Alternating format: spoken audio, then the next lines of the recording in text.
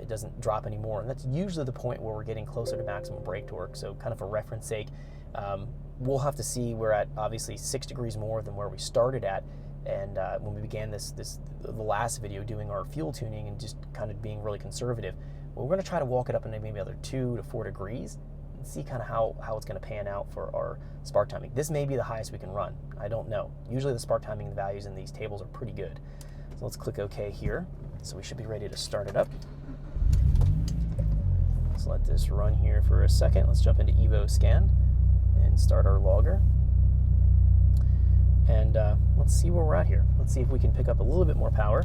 I'm anticipating we will, but let's find out. Again, we're going to leave it sit here and run for maybe about 20 seconds to come out of any kind of post-start adjustments or post-start trims that might be going on. This should be enough time to do our pull here, so let's put it into gear.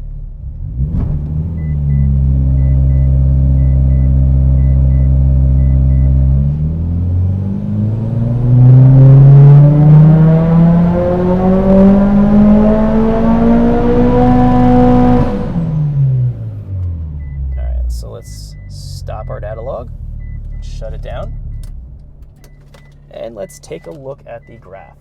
350 horsepower and 273 pound-feet of torque. So it's obviously gaining not a whole lot of peak power, but the mid-range has definitely picked up. So I did see it throw 2 counts of knock. Let's just take a look at this. Let's make sure we kind of cover all the details here. So let's do Control-O, and let's grab that last pull right there, and let's focus in on this data log. So right here, it's definitely going in here and it's giving me some 4 counts of knock. That is definitely knock right there. And we can in fact see here, our red line has pierced our white line. So we know this is valid knock, and that's happening between 3, looking right about here, right around 22 to about 3,800, 4,000.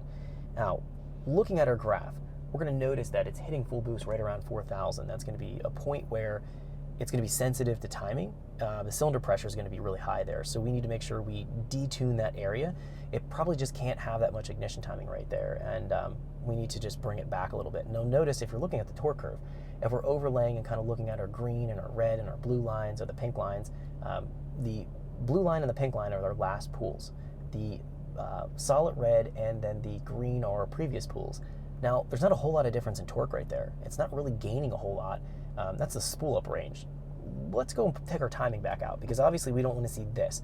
This right here is showing it's taking out 1.5 degrees ignition timing right there, so that's not good, and we shouldn't see that kind of knock count. So by going in and raising our multiplier values, we know we were essentially bringing up that threshold. Our floor value here has been raised. If we were comparing our knock base from the previous pulls from the last video to this video, we would see a pretty large difference. We'd see our knock base here essentially lifted up higher, and that's going to be blocking out a lot of that false knock from occurring.